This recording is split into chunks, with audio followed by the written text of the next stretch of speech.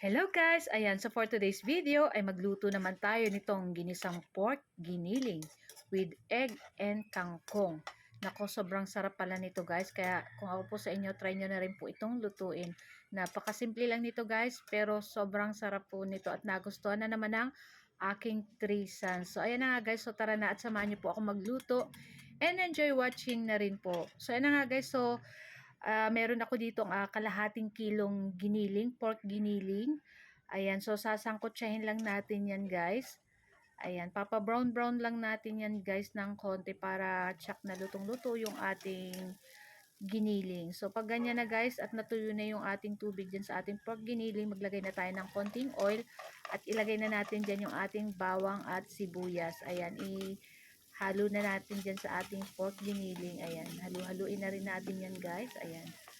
So, guys, kayo po ba ay anong lunch na today? Ayan, happy Friday everyone. Ayan. So, ayan na nga guys. So, halu-haluin lang natin yan guys. So, after nyan, maglalagay tayo dyan ng konting oyster sauce. Siguro mga 1 or 2 kutsarang oyster sauce. Saka naglagay ako ng liquid seasoning at paminta. Ayan. And after nyan, halu-haluin na natin yan guys para mag-absorb na yung lasa ng ating nilagay dyan na mga sangkap. So, after nyan guys, konting minuto, ayan, halu-haluin pa rin natin yan guys. Ang bango-bango na guys, nagugutom na naman ako habang nagbo-voice over ako dito. So, ayan na nga guys, so meron tayo ditong 4 na pirasong itlog at babatihin lang natin yan ng bonggang-bongga, ayan. And after nyan, ilalagay na natin dyan sa ating pork giniling. Ayan, pwede po kayo maglagay ng konting tubig para may sabaw-sabaw at hindi dry yung ating pork giniling, ayan. So, ayan, halu-haluin lang po natin yan ng ganito. At pwede na po kayo maglagay ng konting tubig. So, naglagay ako dyan guys ng konting tubig. Hindi ko na lang napakita kasi sa aking video. So, ayan na nga guys. So, after nyan, ilagay na natin dyan yung ating hinimay-himay na dahon ng kangkong or spinach. Ang tawag dito. Ayan.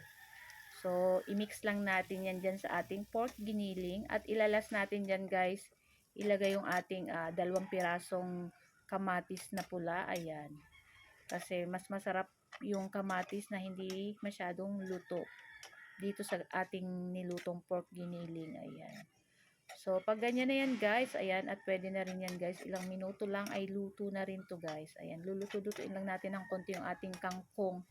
And after nyan, ilagay na natin dyan yung ating 2 pirasong kamatis na pig slice ko lang ng ganyan. Ayan, ako guys, ready ng aming lunch for today. So na nga guys, so tara na guys at samahan nyo na po kaming mag-lunch ng aking 3 sons. Dahil syempre, holiday ngayon, walang pasok, ayan. Kaya, long weekend tayo ngayon guys. So ayan na nga, so habang may work din kasi si Ma'am Shi later, kaya ayan, nag-prepare na ako ng ulam nila. Hanggang dinner na nila din to guys. So ito lang ang aking video today at sana po ay nag-enjoy kayo. Thank you for watching and see you next video again. Ciao! Babu!